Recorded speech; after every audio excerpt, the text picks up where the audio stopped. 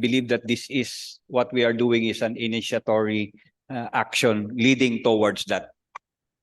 So, Mr. Speaker, by this resolution, are we intending to initiate or to file the petition or whatever mode, no, for the issuance of executive clemency for the former governor?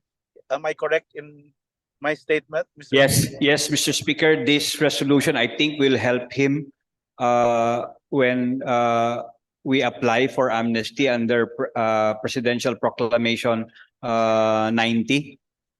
And also, if we apply by virtue of the provisions of the 1987 Constitution. Last and final question, no? Are we not, since I suppose he has a lawyer, no, the former governor, are we not encroaching on the authority of his lawyers to file executive clemency in behalf of his client? And the corollary question is, are we authorized as an institution, as a BTA, to file an executive clemency for and in behalf of the former governor?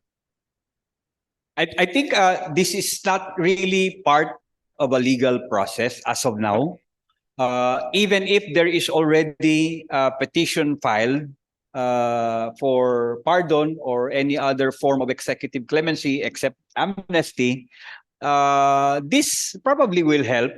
Yeah, that would be for the lawyer's consumption. If they so believe that this petition or this resolution will help the governor's cause. Thank you, Mr. Speaker, for humanitarian consideration. I support this resolution. Thank you very much. Assalamualaikum warahmatullahi ta'ala wabarakatuh.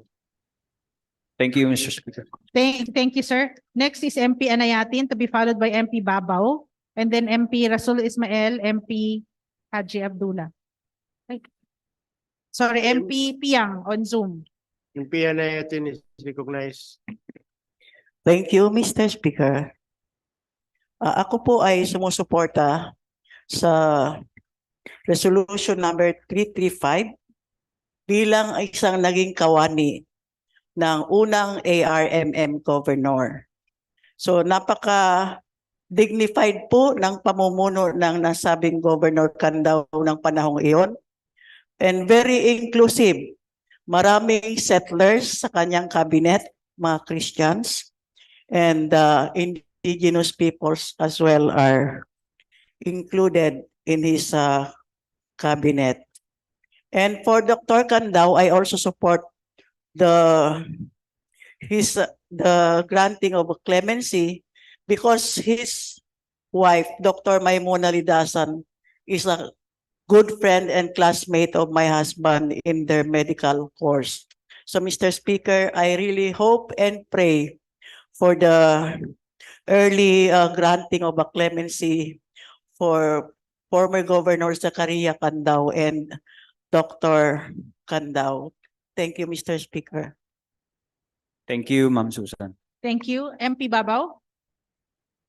Mr. Speaker, let's Okay. recognize MP Babaw. MP Babaw is recognized.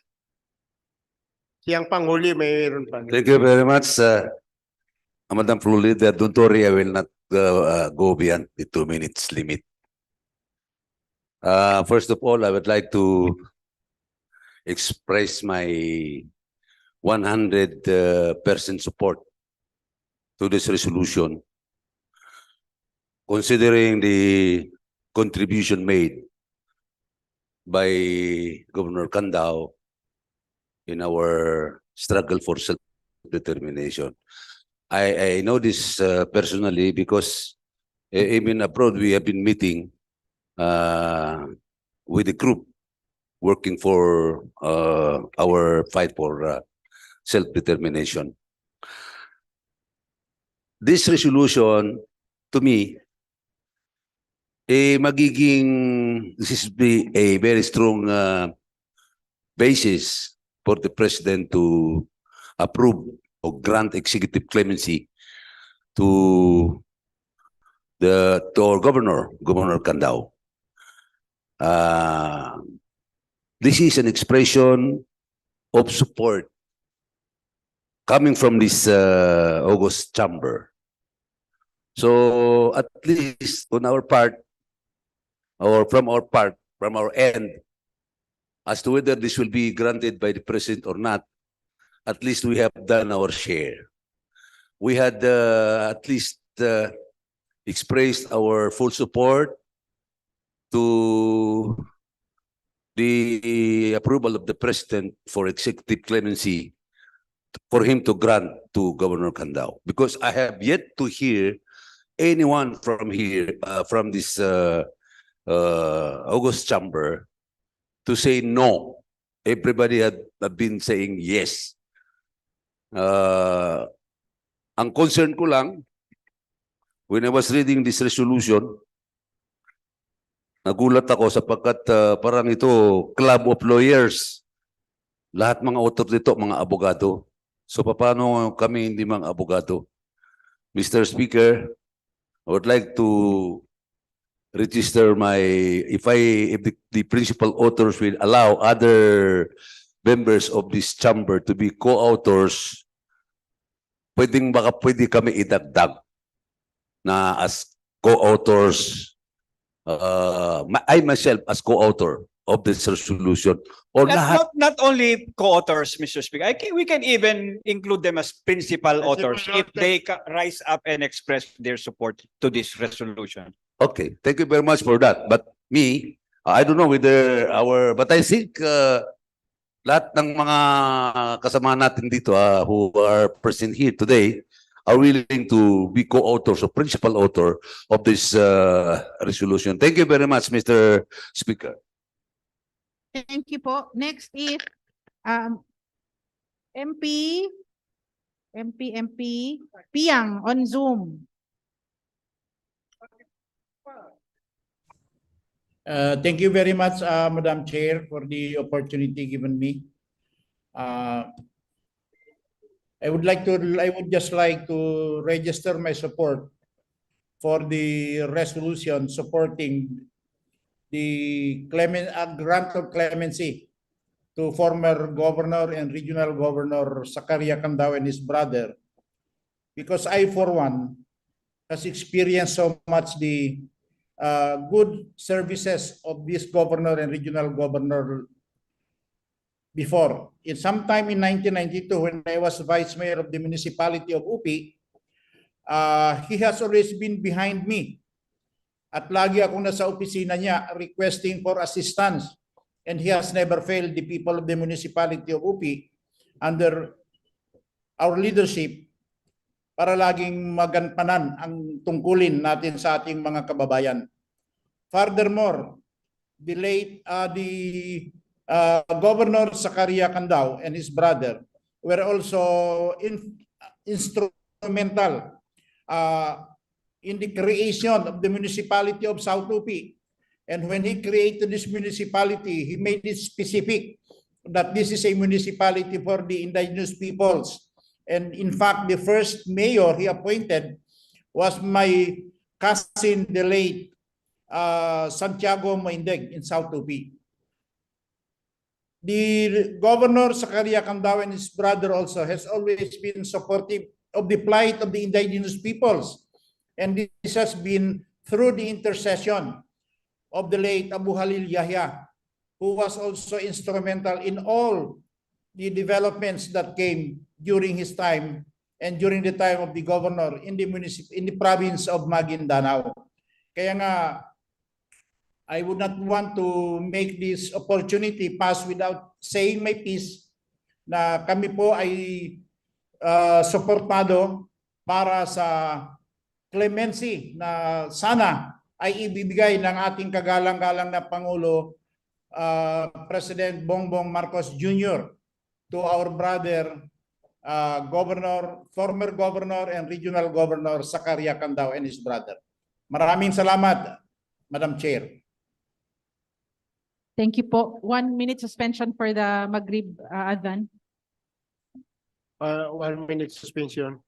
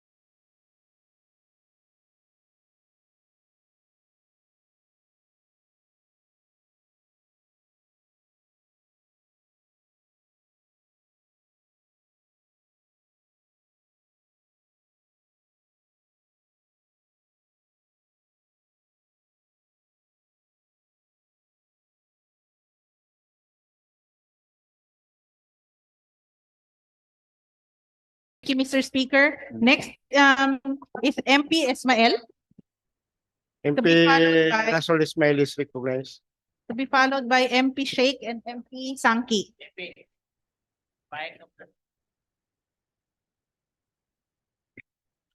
Assalamualaikum warahmatullahi wabarakatuh.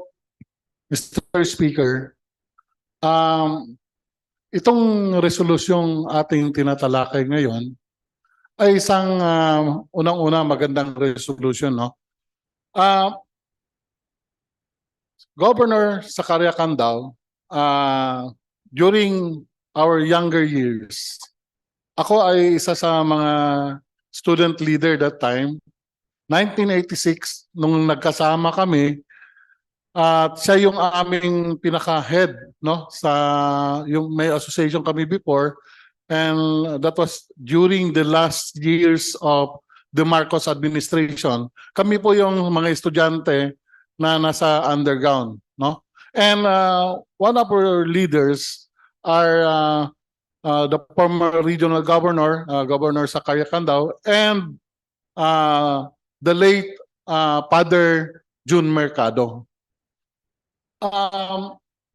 Siguro yung sa ang i-propose ko lang, I would like to manifest na siguro yung ating title nung ating pag ay i-fine tune lang konti, and I would like also to take this opportunity na dapat tayo po dito sa parliament ay tingnan din yung mga kalagayan.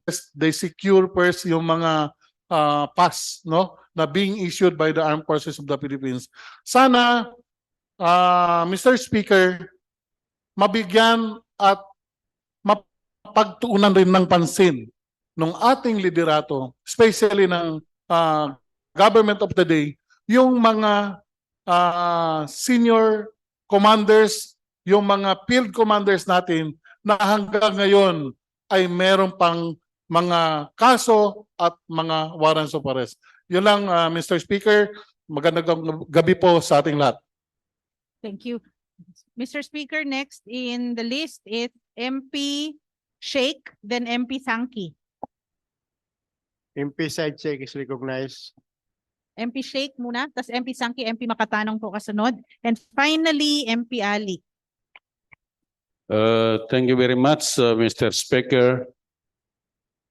This is an opportunity na sasabihin natin yung narinig natin sa matagal na panahon. In the name of the people in Lanao, particularly the Maelep, lahat yung mga commander doon, naririnig namin yung pagsasalamat nila kay Governor Candao noong siya ay governor. Wala akong narinig na Maranao na nagsasabi na hindi magandang leader siya.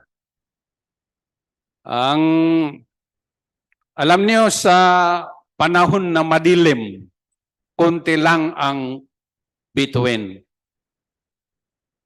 Sa panahon na madilim, isa sa bituin si Commander Candao, si Governor Candao. Oh. I have to remind this august body, sa dami ng trabaho natin, dami ng undertaking natin, may tinatawag na mga program na legal but immoral. Legal but immoral. Yes. Mayroon naman illegal but moral.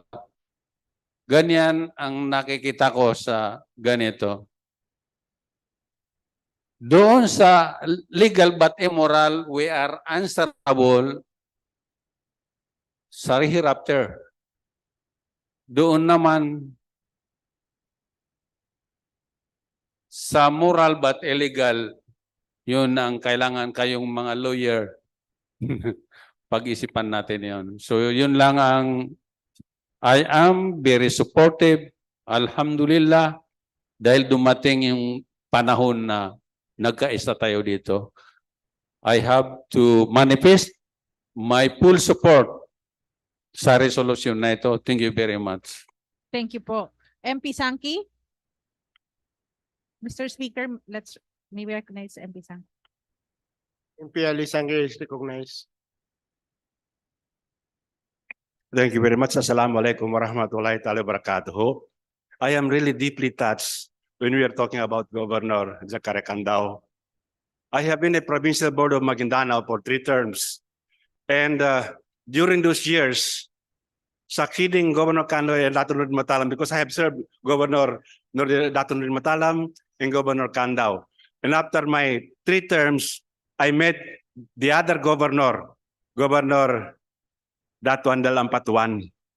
And Dato' Andal Ampatuan was asking me, Ali, you have served 2 governors. What can you say about them? Alin sa kanilang dalawang maganda? Now, this is precisely the reason why I have to stand up. And, you know, I am deeply touched. Because when we talk of Governor Candao, he was a kind of leader that have always touched me. Because when I was the provincial board member, there was a time na pumunta ko sa bahay niya. Alam po ba niyo nakikita araw-araw ng problema? Ang daming naghihirap ng mga tao na pumupunta sa kanya, naghihingi ng tulong. And I have been involved, I have been tasked, he tasked me to settle kung bang rido-rido sa Buldon. May patayan doon. Pagkatapos sabi niya, tulungan natin i-patch up. So, kinausap ko si Babo Imba, yung treasurer ng probinsya. Doon nagbigay ng blood money si Governor Candao. Nagkanduli pa si Governor Candao just to solve yung rido-rido sa Iranon areas. Those are the experiences that I have with Governor Candao. I was deeply touched. And another thing that I have experienced with Governor Candao and Dato' Nordin Matalam, almost every morning kasi ako ang maagang member ng provincial board na they always trusted me. So I'm always with them kahit na umaga nandun ako. Umaga pa, hindi pa nakalabas ang gobernador, meron ng mga tao na naghihingi ng tulong. There was a time na merong tao doon na nakaapak ng pako, umiiyak. Sabi niya, tulungan mo ako, Dato. Kung hindi mo ako tulungan, baka mamatay ako ng tetanos. Yung tinulungan nila gobernador, pati ni Nordin Matalam. Meron pa doon pumunta sa kanya na, Dato, tulungan mo ako, yung anak ko nasa Manila, biktima ng illegal recruitment, na ibinta ko ng 2-3 karabo namin, anak ko hindi pa rin makauwi. Anong ginawa ng gobernador? Bigyan naman ng tulong. So if you are going to ask me, every day gumagastos itong mga tao nito ng unliquidated hundreds of thousands of pesos. So ang alo po ang naging kaso ni Governor Candao. Titingnan niyo, unliquidated cash advances. Hindi po niya kasalanan yun dahil meron siyang mga tauhan. Meron siyang mga department head, department manager na dapat inasikaso immediately liquidate yung gastos ng provincial governor. Those are my experiences with Governor Candao. And then another thing that I can never forget about Governor Candao was that I was a struggling provincial board member. Sa amin, panahon namin doon, every single centavo is accounted. There was a time I was passing by in the gasoline station. Diyan sa Petro, nakita niya ako. You can just imagine a very important personality, governor at that with his convoy, entourage. Nung makita niya ako sa gasoline station, pumara siyang bigla. Alam mo po ang ginawa niya? Siyang pumayad ng wakang gasolina. I was so shocked. A provincial governor, when he saw me along the highway, bigla hong huminto, binayaran po yung gasolina ko. So those are the things that probably baka kasama yun sa unliquidated. With due respect. Na hindi naman siya gumasto, kundi binigay siguro sa akin. So I was really deeply touched why these are happening to a great leader in the person of Dato' Zachary Candao. Another thing that I can never forget, lastly to Madam, was that when I ran for congressman of Maguindanao province, ang kalabang ko noon was Jimmy Matalam, kapatid po ni Dato' Nordin Matalam. Binato yung bahay ko sa Buluan ng 2 granada. Sino ang bumato? Si Dato' Jimmy Matalam. So, pero kaibigan ko siya, pinatawag kami ni Dato' Governor Zachary Candao. Tandaan lang, tapusin ko na lang. Just to justify why I am voting for his clemency to the President. Binato ang bahay ko ng Granada. Pinatawag ako ni Governor Candao sa bahay niya, pati si Nordin Matalam. Nung nasa bahay na ako ni Governor Candao, sabi niya, Dato' Ali, meron tayong bisitang kasama sa pag-usap na ito. Sabi ko, sino po yun, Governor? Sino Dato'? Governor Candao yan na. Yung pala si Dato' Nordin Matalam, Dato' Jimmy Matalam. Yung pala pinapatch up niya yung problema namin na binato ang Granada ko. Nakita ko si Jimmy Matalam, Norin Matalam. Nandoon yung miss ko. Sabi niya, bakit mo binato ang bahay ko ng Granada sa Bulwan? Sabi ni Dr. Jimmy Matalam, sinusubukan ko lang kung matapang ka, kung kaya mo. Just imagine throwing a grenade to my house. Pero tawa ng tawa si Jimmy Norin Matalam na patch up kami. Sino nag-patch up? It was Governor Zakaria Candao who made his best na mag-meet kami ni Dr. Norin Matalam, Dr. Jimmy Matalam. And from that time on, my enemy in a congressional elections who threw a grenade to my house became my best friend in the person of Dr. Jimmy Matalam, who patched up the relationship, who patched up the quarrel between us. It was Governor Candao. So to him, Governor Candao, I pray na you'll be given clemency, Vice President. Not because you have spent all those money, but because you spend it wisely to bring peace in our homeland. Alam ko na kung marunong lang nag-liquidate ng expenses mo, hindi ka magkaroon ng kaso. Ang problema, yung mga pinagkatiwala mo tao na dapat tumulong mag-liquidate sa gastos mo, hindi ka natulungan. At hindi ka nila matulungan dahil nangamatay na yung mga tao na yon. How can Governor Candao liquidate the expenses? Yung tao na dapat magtulong mag-liquidate, namatay na rin. So with this information, please, the principal author, include me as one of those sponsors of this resolution, asking the President to give clemency to the best governor, one of the best governors that I have served in the person of Governor Dr. Zakaria Candao. Wassalamualaikum warahmatullahi wabarakatuh. Thank you. Thank you for the great stories po. Maraming salamat. MP Makatanong and finally MP Ali. MP Makatanong is recognized.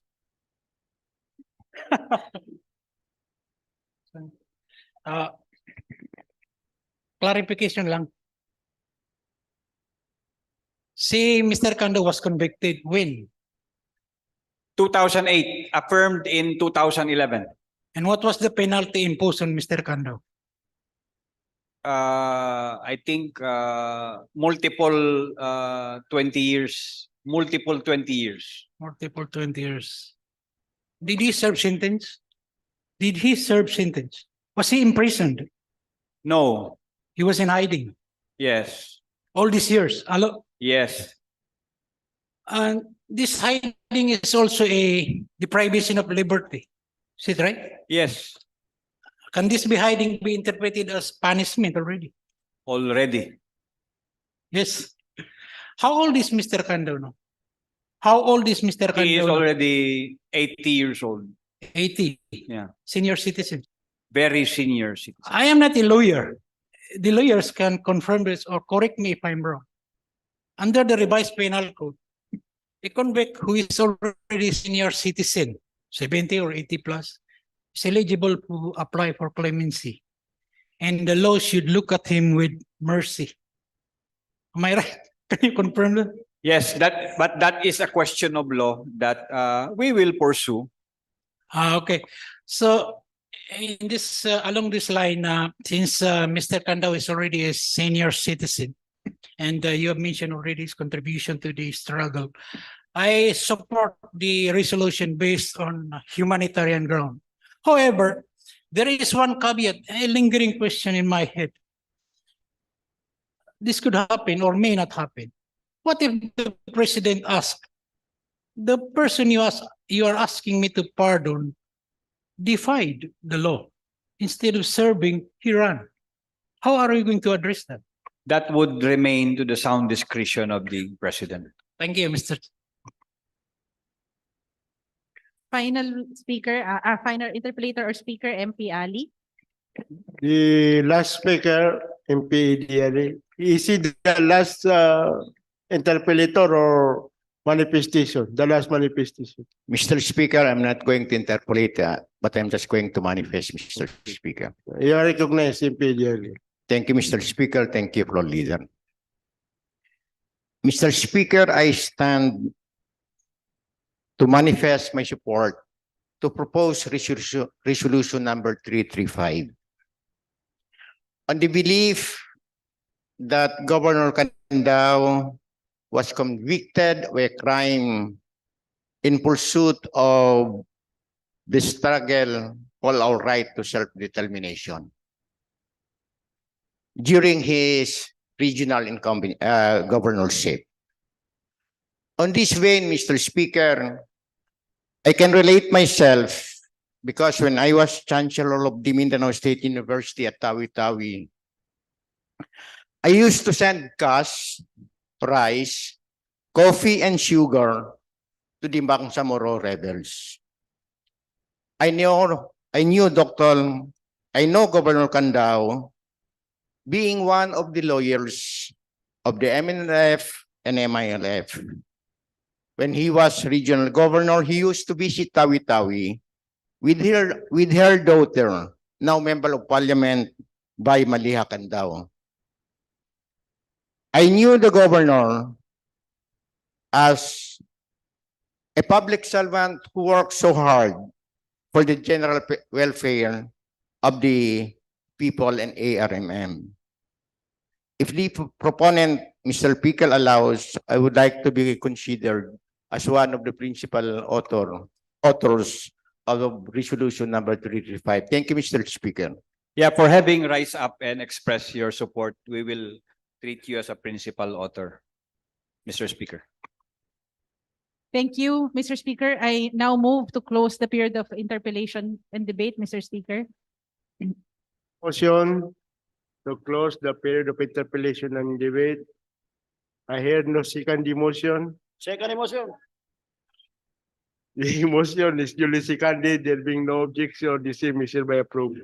Mr. Speaker, I move to defer the period of amendment to tomorrow, Mr. Speaker. The period of amendment will resume tomorrow at 1 o'clock in the afternoon.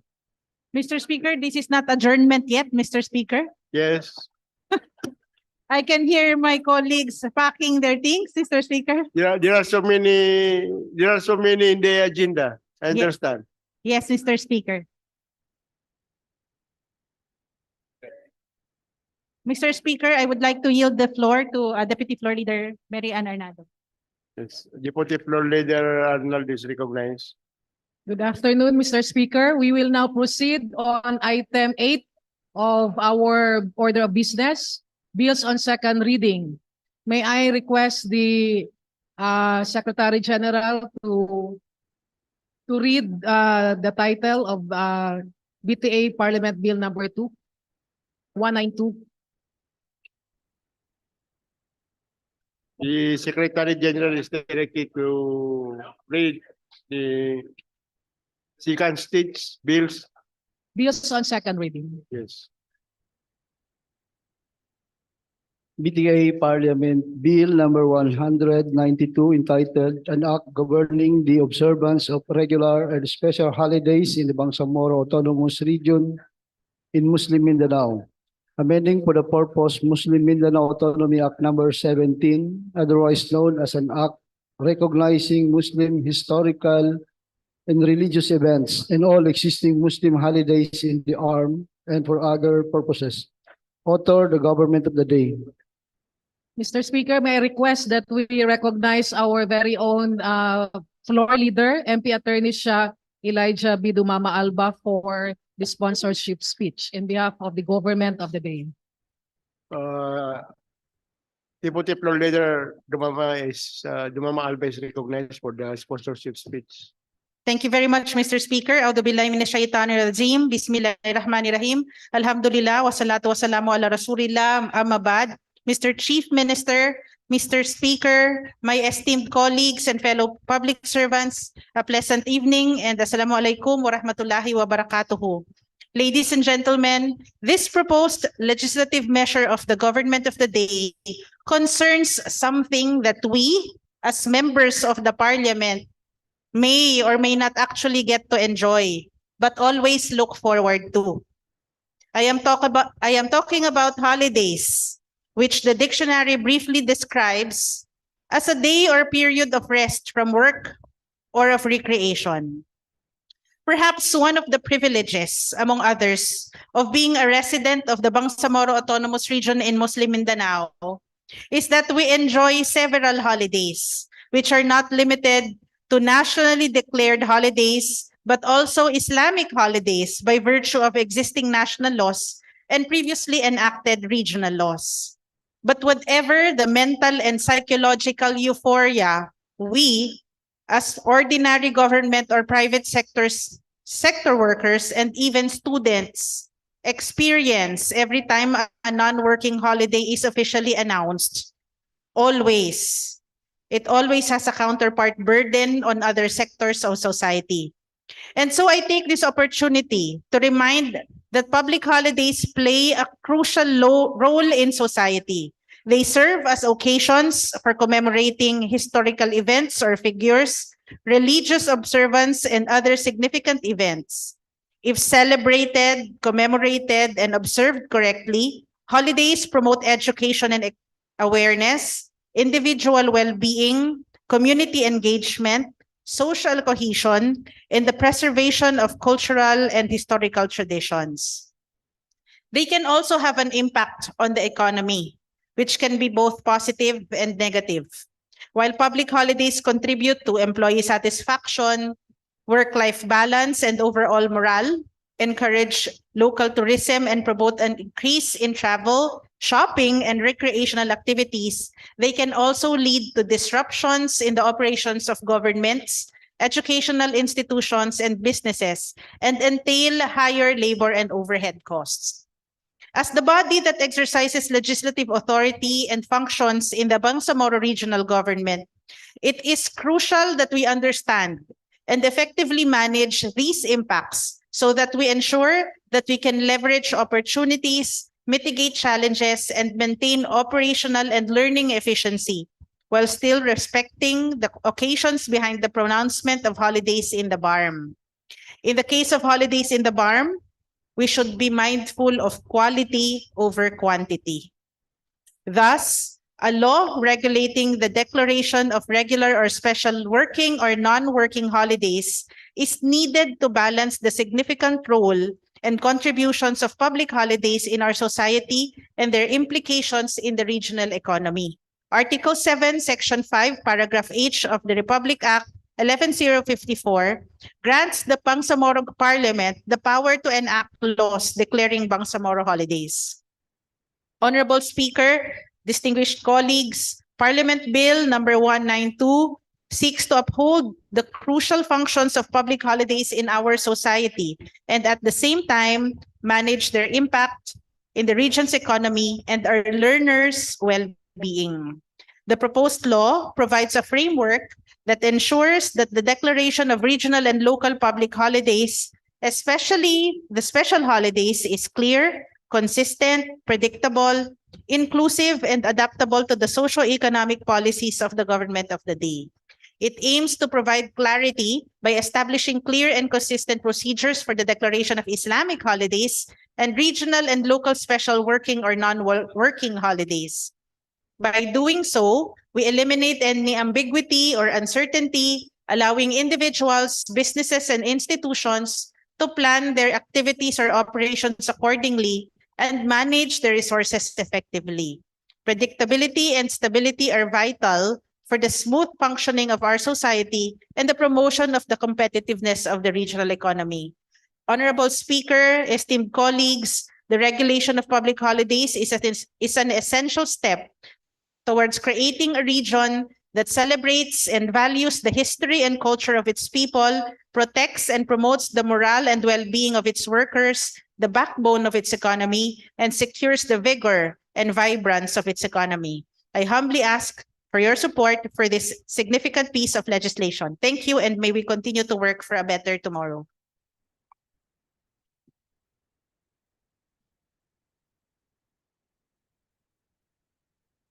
Thank you, Mr. Speaker. We will now proceed with the reading of BTA Parliament Bill number 196. May I request the Secretariat to read the title, the authors, and the co-authors thereof. The Secretariat, hindi kasi dalaw sila, no? Pagsabay na lang. Yung pag-refer. Yung pag-refer sa committee, pagsabay na kasi disim tenor, no? Yes, Mr. Speaker. We recognize first the refer na. We have to refer the first bill Mr. Speaker, I move that we refer the BTA Bill 192 to the Committee on Rules. BTA Bill 192 is referred to the Committee on Rules. I hear no objection. The same is approved. The other bills. Yes, may we request that Secretary- Secretary General to Yeah, read, Director. yes, BTA Bill number 196, please. BTA Parliament Bill number 196 entitled An Act Recognizing and Declaring the Bangsamoro Holidays to be observed in the Bangsamoro Autonomous Region and for other purposes. Authors, members of the Parliament, Rasol Mitu Jr. and Abel Bahar Mawalil. Co-authors, members of the Parliament, Liza Adamiam, Suharto Ambulutu, Rasul Ismail, Don Mustafa Long, Baintan Ampatuan, Eddie Ali, John Anthony Lim, Tarhata Maglangit, Kadel Sinulinding Jr., Asime de Langalen, Randolph Parcasio, Eshak Mastura, Basir Uttu, Ibrahim Ali, Susana Nayatin, Hussein Munoz, Tawakal Mitimbang, Ali Salik, Abdulaziz Aminuddin, Den Martin Kahalan, Mujib Abu, and Mosber Alauddin. Mr. Speaker, may I request that we recognize MP Attorney Rasul Mitmog for his sponsorship speech. MP Rasol Mitmag is recognized for the sponsorship speech. Mr. Speaker, fellow members of Parliament, mga kasama, magandang hapon po sa ating lahat. Mr. Speaker, unang-una, nagagalak po kami na umabot tayo sa second reading with the Bangsamoro Holiday Bill. In fact, natutuwa din kami na it is also one of those priority bills ng government of the day. In fact, meron na din tayong government bill in relation dito. There are some key provisions na medyo nagkaiba yung bill with the government bill dun sa emphasis ng legal nung certain provisions in relation sa kung kailan pwede or kung kailan inaalaw yung ating local government na mag-stage ng kanilang local special holidays. Kasi dun sa bill natin, sinasabi lang natin na pwede nilang gawin ito every Monday. So ibig sabihin may option po sila. Pero natutuwa po tayo na nakikita natin na potential na magkaroon tayo ng streamlining ng ating workdays sa susunod na taon dahil alam po natin importante yung numero ng mga araw, Mr. Speaker. Kasi 203 school days ang kinakailangan ng eskwelahan. 261 work days naman ang alam natin na kinakailangan ng mga private sector magpatakbo ng kanilang mga opisina o mga businesses. At with a calendar kung saan yung ating Chief Minister 1 year before pwede na siyang mag-issue ng ano yung mga holidays for the next year at makonsolidate yung mga holidays ng mga local government units natin, malalaman na natin kung saan po tayo pwedeng mag-celebrate. Kung saan natin itugon yung ating mga economic activities, yung ating mga opportunities, pati solidarity ng communities and families. So we are excited, Mr. Speaker, na papakinggan na po sa committee level in a second reading yung ating mga bills. We would like to get the support of all, lalong-lalo na sa LGUs dahil magbibigay sila kailan yung kanilang mga specific special holidays. Malalaman natin sa mga business people, pati business person, ano yung impact ng holidays pagka nagde-declare tayo ng holidays. Then makikita natin kung paano when declaring holidays, natututo yung ating mga bata or hindi natututo dahil walang eskwela. So lahat ng ito ay magagawa during the committee level and we are excited na parating na po tayo doon. Maraming salamat po, Mr. Speaker. Lord Leader. Thank you, Mr. Speaker. I move to refer BTA Parliament Bill number 196 to the Committee on Rules, Mr. Speaker. BTA Parliament Bill 196. 196 is referred to the Committee on Rules. Hearing no objection, the same is approved. Yes, we're down to the last two items in the agenda, Mr. Speaker. The first is committee report number 09 submitted by the Committee on Public Works. regarding proposed resolution number 109, Mr. Speaker, may we request the committee chair of the Committee on Public Works, Honorable Member of the Parliament, on Hussein Munoz, to report. The chair of the Committee on Rules is recognized to deliver a committee report of his committee. MP Munoz is recognized. Yes, thank you, thank you. أعوذ بالله من الشيطان الرجيم. بسم الله الرحمن الرحيم. سبحانك لا علم لنا إلا ما علمتنا إنك أنت العليم الحكيم. Assalamu alaikum warahmatullahi wabarakatuh.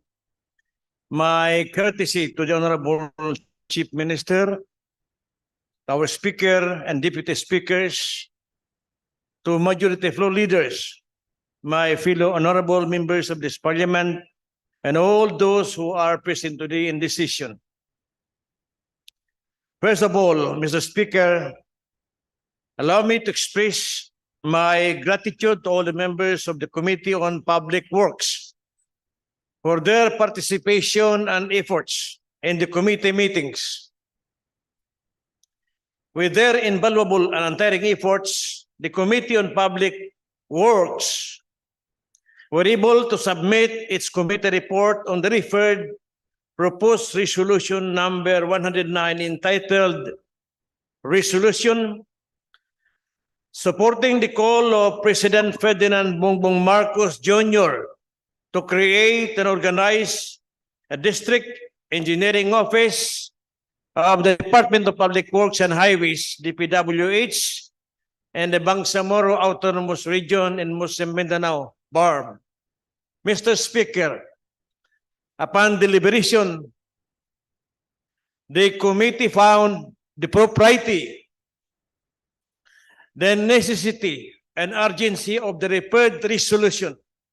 Hence, we are honored to respectfully recommend approval of the referred proposed resolution number 109. Thank you very much. Wabillahi taufiq wal hidayah. Assalamualaikum warahmatullahi wabarakatuh. Waalaikumsalam warahmatullahi wabarakatuh. Yes, floor leader. Yes, Mr. Speaker, I move to adopt committee report number 9, Mr. Speaker, for deliberation, Mr. Speaker. There is a motion to adopt committee report number 9. Duly seconded, the same is hereby approved. Mr. Speaker, may I move to open the period of interpellation, Mr. Speaker? There is a motion to open the period of interpellation. Duly seconded, the same is hereby approved. May we recognize MP Mitmog? MP Russell Mitmog is recognized. Mr. Speaker, magandang gabi na po. Mr. Speaker, would the proponent yield to some questions? Yes, Mr. Speaker, gusto ko lang pong itanong, yung ating bang DPWH office will be just one office or ito ba ay all over BARM? the principal author will respond.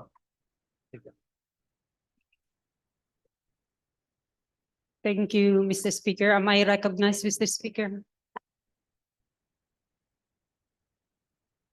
Yes, the principal author is recognized.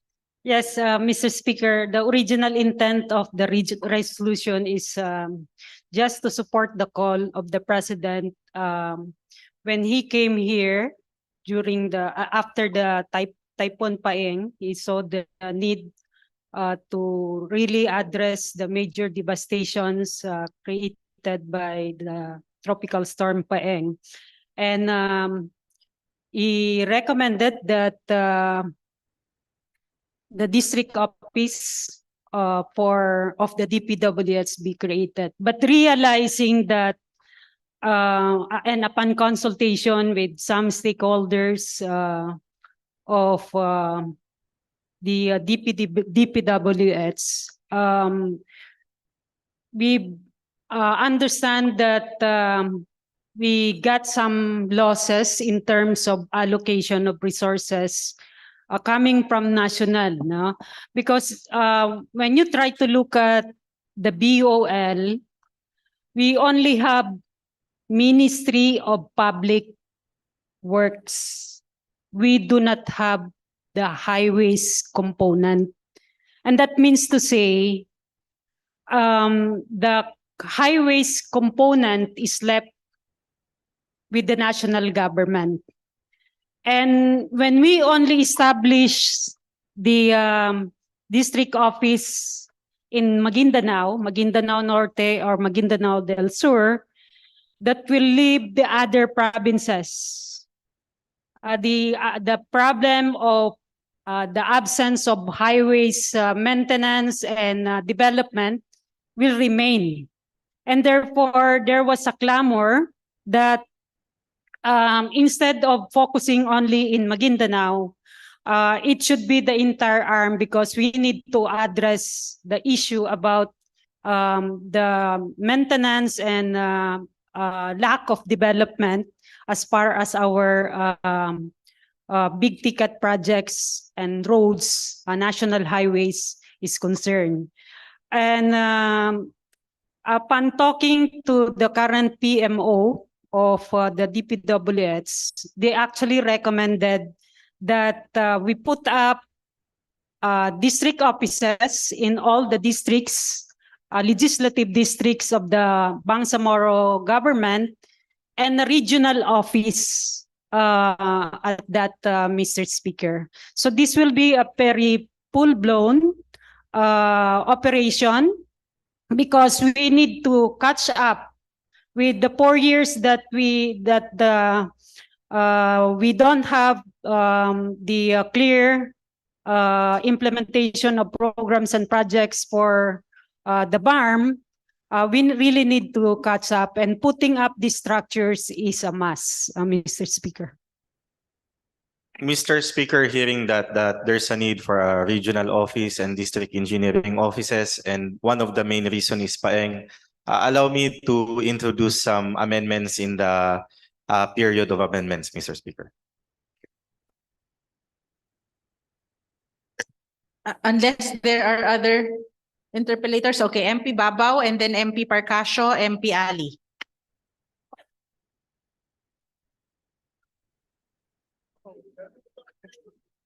Thank you very much, Mr. Speaker and Madam Floor Leader. Itong resolution natin, sa title lamang, as explained by the author, is the composition is going to be a regional office and 5 or 6 district offices in the BARM areas. Well, that is very good, and to me, I'm very supportive to that idea.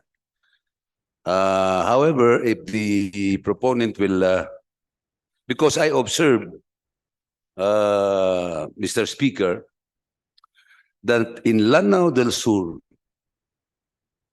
there are several projects to be funded by, funded by the national government, DPWH. Nakakagulat. Sometimes I'm asking why this DPWH from either Region 9 or Region 12 is coming in to implement these projects. So ang sagot, Mr. Speaker, kasi wala silang opisina dito. They have to, pour in or release the funding, download the funding to either Region 12 or Region 9 for them to implement. Kasi wala kayo sa BARM. So, sabi ko, ganun ba yun? Sabi niya, yes. Kasi I really understood the statement that we have only a Ministry of Public Works, then there is no highways. So, basta lahat ng mga projects pertaining to highways, roads, or other hindi babaksak sa atin. So that is why this is really very important that we create this office. But I'm supporting that idea na magkaroon ng regional office, at the same time may mga district offices. So Mr. Speaker, I'm registering my support, and I hope the principal author will include me as one of the authors. Thank you very much. Manifestation accepted, Mr. Speaker. Next is MP Parcasio and then MP Ali.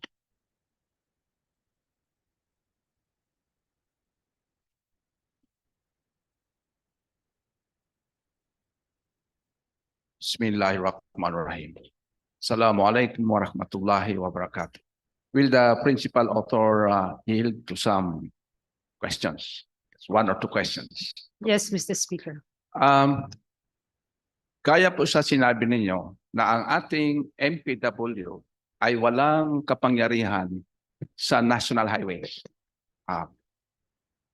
At ang ating nire-request ay magkaroon ng regional office ang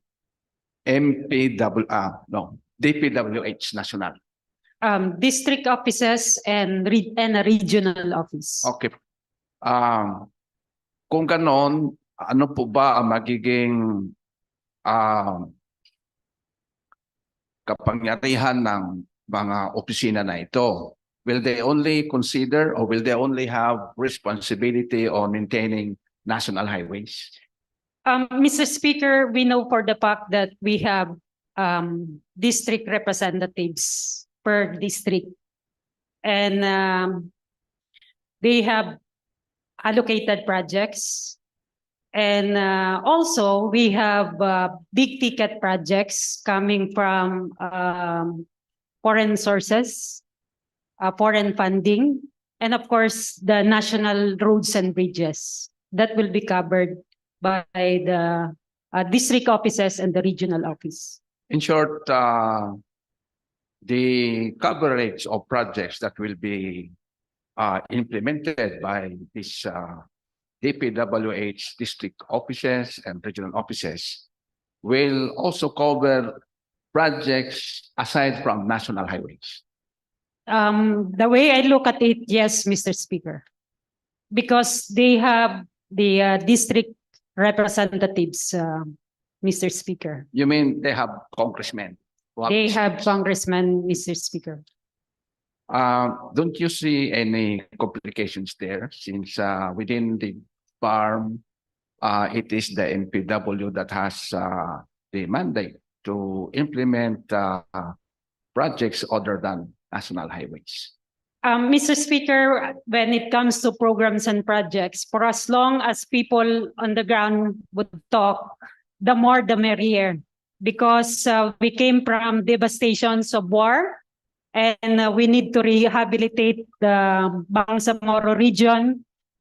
I think the more projects that will be coming in, the better for the Bangsamoro. In short, the picture will be that insofar as projects funded by regional funds, it will be the MPW that will have jurisdiction over that. Exactly, Mr. Speaker. And for projects funded by foreign sources or national government, it is possible that it will be the DPWH that will undertake those projects. Yes, Mr. Speaker. Mr. Speaker, I support this resolution because it will enhance the delivery of infrastructure projects in the BARM or within the BARM, considering that as of now, our national highways are already dilapidated, they are unattended, and it is a disservice to the Bangsamoro people, not only to the Bangsamoro people, but the commuting public that passes through the highways within BARM, and it is creating a bad image across the country. So I hope that well, last question. Would you know if steps has been undertaken by the national government in the establishment of that pronouncement by the president to establish DPWH district highways? district offices. In formally, I know of some moves, but I think they're waiting for this resolution to formally work it out with DBM and maybe legislative later on. That would be all, Mr. Speaker. Thank you very much.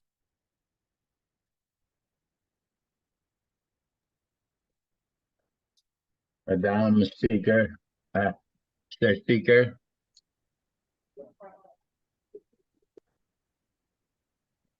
The gentleman from Tawi-Tawi is recognized. We will recognize later the gentleman from Sulu. Thank you. Thank you, Mr. Speaker. Mr. Speaker, may I know if the proponent will yield for some clarificatory questions? Yes, Mr. Speaker. Nang nakinig po ako sa mga sagot ng ating proponent, Mr. Speaker, itong resolution na to ay ating na-file dito sa Parliament dahil po sa panawagan ng ating mahal na presidente na dapat maglalagay ng district office dito sa BARM. Totoo ba? Yes, Mr. Speaker. In fact, it was a public pronouncement, Mr. Speaker. Mr. Speaker, kung wala po nung kung wala po yung panawagan na yun ng ating mahal na presidente, hindi po ba natin naisip na sa ating nakikita sa ating mga highways na medyo may kakulangan sa kanilang maintenance? Ito ba sa mga proponent ng resolution na po to, ito ba ay mas para sa akin po na tayo po yung andito, hindi ba ito ang mas nagpupush sa atin na i-file natin ang resolution na to dahil sa nakikita natin na kalagayan ng mga highways na dito sa atin? Thank you, Mr. Speaker. In fact, as early as BTA 1, we already filed, but I don't want to go back to the long discussions that we had in the BTA 1. But as a principal author of this resolution, I saw the opportunity of having a pronouncement coming from the President because really we understand the real problem on the ground. And in fact, napaka-obvious yung problema natin, no? Pag malalaman mo kung nasa BARM ka na, kung galing ka ng Davao, pag lumiit na yung kalsada. Kung galing ka naman ng Jensan, pag lumiit rin yung kalsada at medyo lubak-lubak na, alam mong nasa BARM ka na. Kung lumabas ka naman dito sa Lanao area, alam mong wala ka na sa Lanao area ng BARM, nasa Sultan Naga ka na, kasi malaki na rin yung kalsada at maayos yung pagkagawa. So, when you go up here, going to Sultan Kudarat, alam nyo, nung isang araw lang, nakareceive ako ng text na wala bang ginagawa ang Bangsamoro government kasi ang dami nang nadisgrasya dito sa Awang Upi Libak Road. At aantayin pa ba nating mahulog yung mga sasakyan dyan sa mga bangin para ma-address? Hindi kayang i-address ng Bangsamoro government yan dahil may limitations tayo. And I think this is the very opportunity na nakita mismo ng ating presidente na may problema nga tayo in terms of the setup. So therefore, Mr. Speaker, we saw it as a very good opportunity na echo yung panawagan ng presidente. Thank you, Mr. Speaker. Ang next tanong ko po, sa BOL po, nakalatag po doon ang jurisdiction ng MPW at ng DPWH.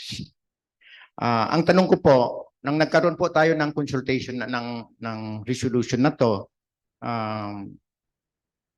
did we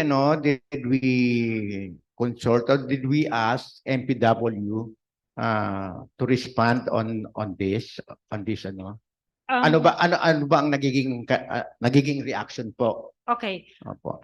On a personal level, I talked to MP Guerra because we work together as committee in the Committee of Finance, and we talk about this. And he said that that will be tackled in the cabinet. And fortunately, it was tackled in the cabinet and it was approved. So it was relayed to me, and the mere fact that it was included here, I guess that the government of the day already supported this, Mr. Speaker. Thank you, Mr. Speaker, sa sagot.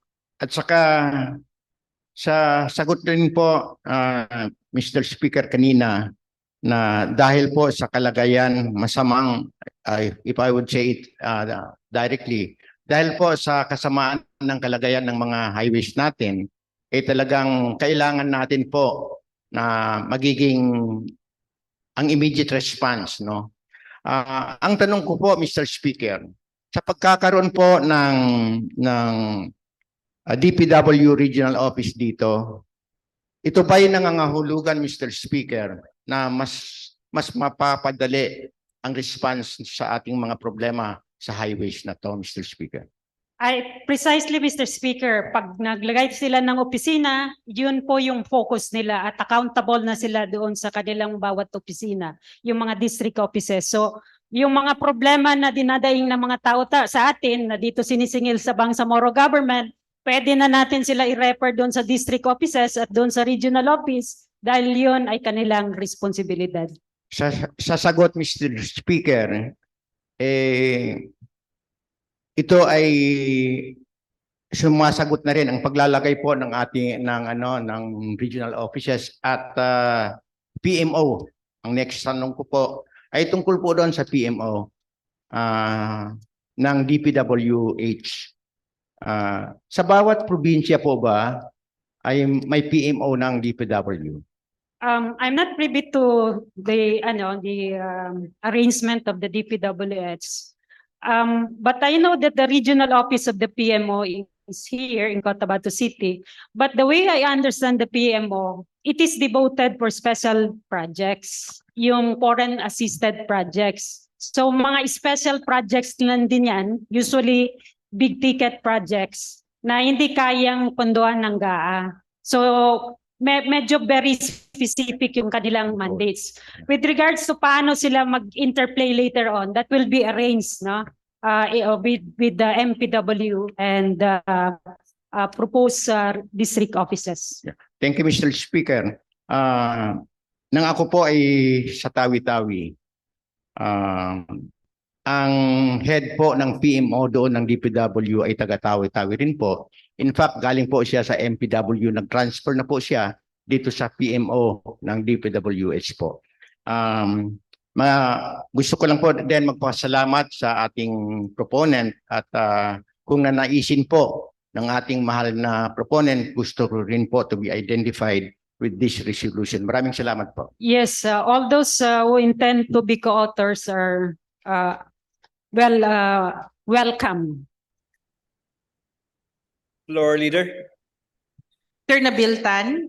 Yes, we recognize the gentleman from Sulu. Thank you, Mr. Speaker. Thank you, Majority Leader. Will the gentlewoman yield to a few clarificatory questions? Yes, Mr. Speaker. Are you aware that in the BOL exempted from the BARM coverage the highways and airports, national highways and airports? Are you aware of that provision? With regards to the exemption, I know that the BARM is not the MPW doesn't cover the highways component of the Department of Public Works and Highways. Thank you, But Madam. with regards to the exemption, that I do not know. It's not actually the word is not really an exemption, but it is out of the coverage. It is worded that the national government shall maintain national highways, bridges, and big ports. That's reserved for That I am aware of, Mr. Speaker. Yes, and so the pronouncement of the president, would you agree with me that it will facilitate the realization of that provision? Yes, actually, it became an opportunity to fast track the creation of the structures and to address the issues surrounding our highways and bridges in the Bangsamoro. And actually, even from the very beginning, it was not covered by the BARM MPW. Yes. Because it is in the provision of Republic Act 11054 that airports, ports, and bridges and even irrigation is shall be retained with the national government, and that is very understandable because it is those are big projects that could hardly be funded under the block grants. In so doing, national government and any partner international donors can cooperate and take over those things. So even from the very beginning, it was not our responsibility. So the pronouncement of the president, I guess, well, was a big boost to really file the bill so that the provisions of Republic Act 11054 can be carried out. So, and this is I understand will not be charged to our block grants because our block grants is not enough. So Yes, it will not be charged to our block grant, but it will be charged in the regular General Appropriations Act of the government.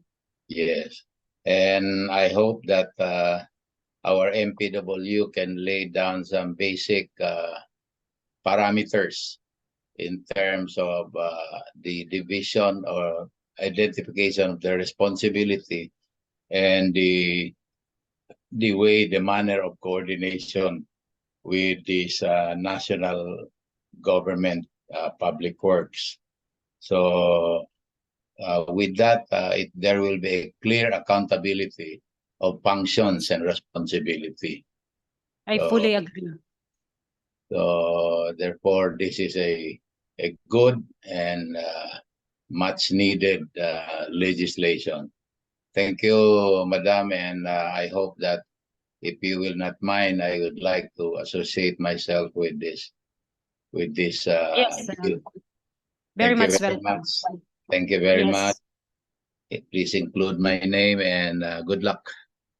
Yes, thank you, and manifestation accepted. Thank you, Mr. Mr. Speaker. Thank you. Mr. Speaker, final member of the parliament who wishes to manifest is MP Rasul Ismael. The gentleman from Cotabato City is recognized.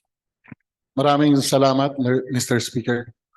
Ang resolution natin ngayong gabi ay kumbaga, it's a long-awaited resolution. Alam nyo, for the information ng mga kasama, for the past 4 years na tayo po ay andito sa Parliament, more or less 4 na taon din na medyo napabayaan ng masabi natin national government, yung ating mga national highways, bridges, ports, and irrigation. In my conversation with Yusek Emil Sadain, because I think 2 months ago, I came to his office and asked, why is it that the Quirino Bridge ay hanggang ngayon ay hindi pa natatapos at hindi natin nakikita bakit walang trabaho? And he told me na yung contractor na nanalo sa Quirino Bridge ay actually nagtatrabaho na sila, nagpapabricate na sila, and pag natapos daw na mapabricate yung mga materyales sa Quirino Bridge, dadala dito. Pero merong isang recommendation. Si Yusek Emil Sadain that time na dapat magkaroon po ng sariling district engineering office ang ating region. Bakit?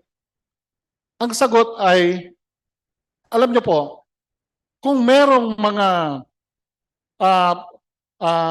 Senate or congressional mga initiatives yung ating mga congressman, at the present, yung sa Maguindanao del Norte at Maguindanao del Sur ay nalalad sa DPWH Region 10, Region 12.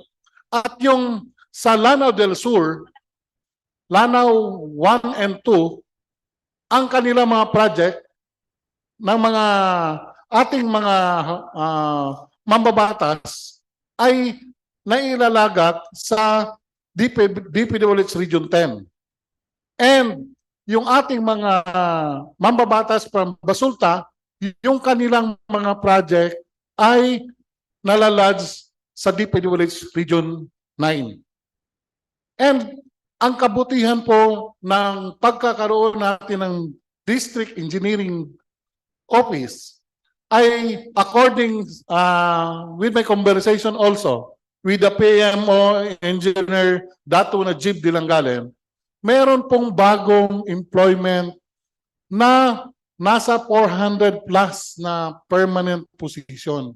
And it would benefit our Bangsamoro na mga batang engineers.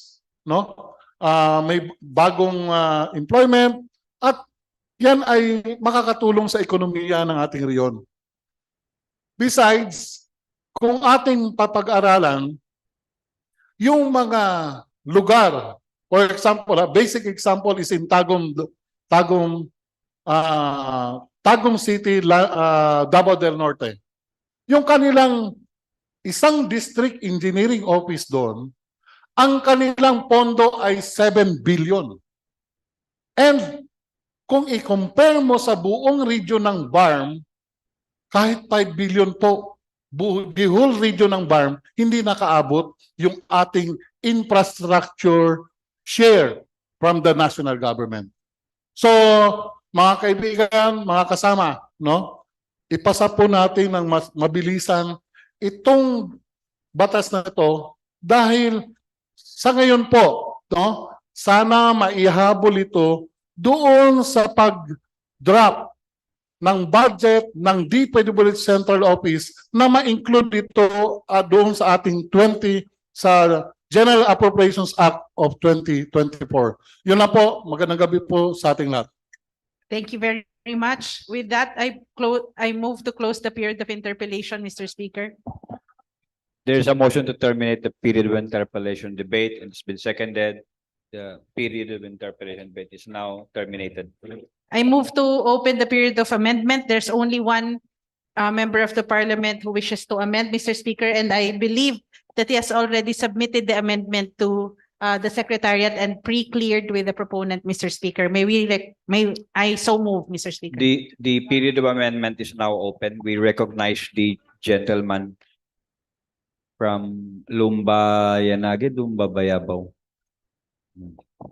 Lanao del Sur. Mr. Speaker, thank you. Mr. Speaker, the amendment will be on the title, and then I add somewhere as clauses and also in the resolve clause. In the title, Mr. Speaker, we just add district engineering offices, including the establishment of a DPWH regional office, because as I heard, this is the intention of the resolution. And we move up. Accept ko na. Accept ko na. Yes, we accept. And we add another whereas clause. We heard that this was during the time of the Paeng that brought this about. So we add whereas other provinces of the Bangsamoro Autonomous Region were also affected by the severe tropical storm Paeng.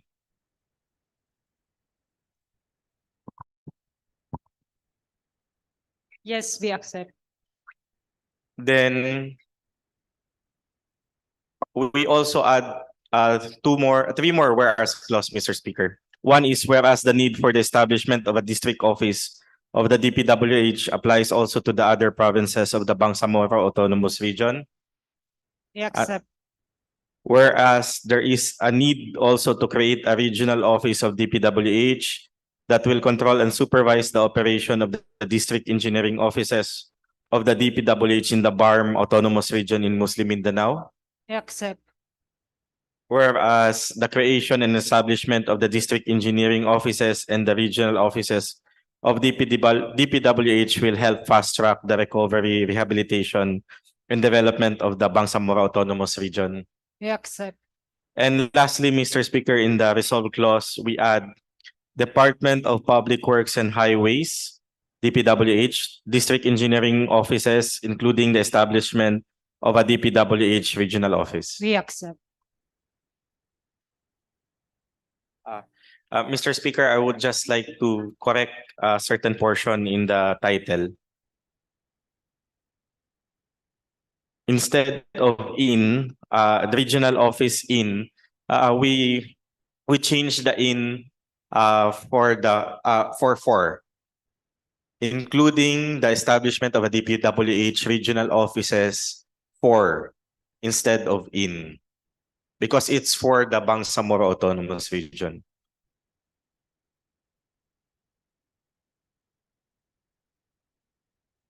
We accept.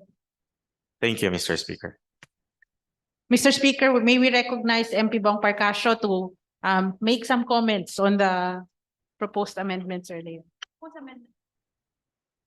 Proposed amendment. The gentleman from Dato Blasinsuat, Maguindanao is recognized. Thank you, Mr. Speaker.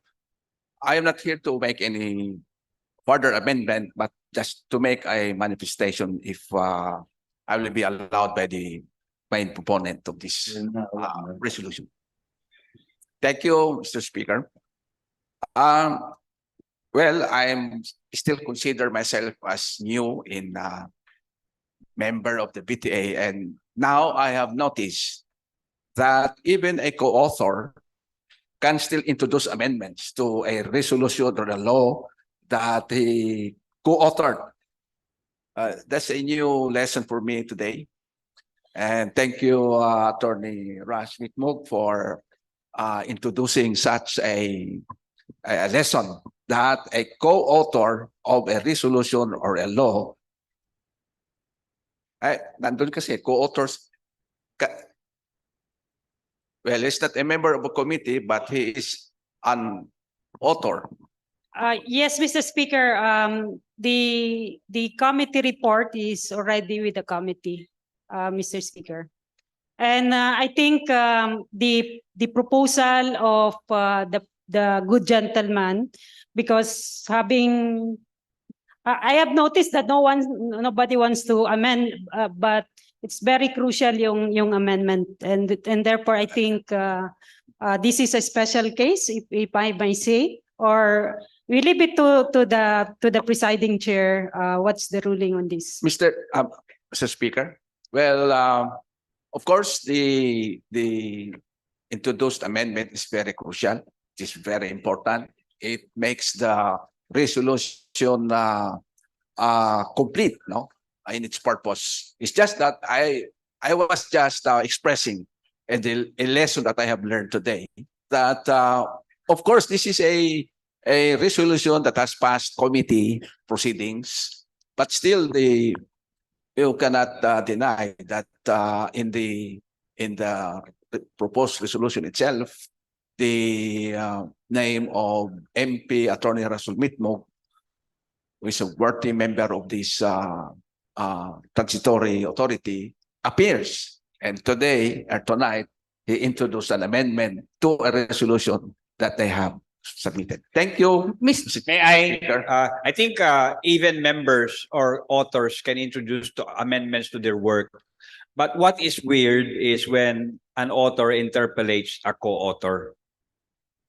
That Mr. is weird. Speaker, may I also point out that this is a committee report to which MP Mitmog is not a member of, in a committee where MP Mitmog is not a member of. It just so happened that the proposed resolution was referred to the committee of which he is not a member. That's why I think that's my understanding, that when they presented the committee report, which is different from the original proposed resolution that was filed and further referred to the committee. That is my understanding, Mr. Speaker. I'm also new. I'm also new, but I think. So, Mr. Speaker, therefore, may I clarify from that, may I contribute clarify? to the discourse? The gentleman from Sulu is recognized. Actually, when you're a author or a co-author, you cannot introduce an amendments. That's why if you're a co-author, you should be, or an author, you should be able to look into the proposed bills or resolution. Otherwise, you might want to do that to ask other people to introduce the amendments which you forgot to do. But the point of Attorney Parcasio is correct. You cannot, maybe this should not be a precedent setting, because once an author, you will always be an author. Even if this committee it passes already the committee. I know the point of being passed on by the committee, it becomes a committee work already, a product, but you remain an author. So when you want to be co-author, read properly the bills, and that's my suggestion. Bills and resolutions being proposed. Otherwise, hold your punches until you can manifest in the floor that you want to be co-author. After you shall have made the interpellation and then come out with amendments. That's my one cent advice based on what I learned from parliament procedure. Thank you, Deputy Speaker. Mr. Speaker, Last, okay, MP just last. Parcasio. I don't know if still procedurally appropriate, but at this point in time, may I ask the main proponent if she would allow me to be associated in this resolution. Thank you. Yes, actually, if all those members present right now wants to be a co-author of this, you're all accepted. Okay, thank you. With the explanation, with the enlightenment provided by Deputy Speaker Nabil Tan, I think it is also opportune for us to not allow this to be a precedent for future, interpellations and parliamentary in the parliamentary exercise. So I think MP Babaw has a manifestation, Mr. Speaker. Yes, you are recognized. Thank you. Well, actually, hindi ho ito amendment, just a proposal. Doon sa title, bakit hindi natin ipauna yung DPWH Regional Office, including the establishment of district engineering offices? Kasi mas mataas yung district eh. Mas mataas yung regional office kaysa district. So I'm just suggesting Okay.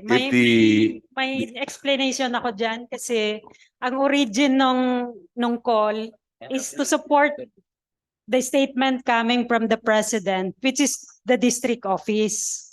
So yun yung sinusundan natin kung ano yung sinabi niya. Hindi naman niya sinabi na regional office.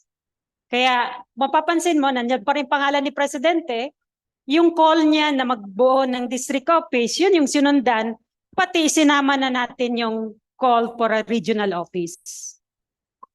Okay, I'm satisfied, Mr. Speaker. I now move for the approval, adoption of all the amendments introduced. And also, I was asked by this gentleman to allow us to be co-authors. All the members of parliament who are present today will be allowed, included as co-authors. So first is that I move for the approval of the amendment introduced by MP Mitmug and yes, Mr. Speaker.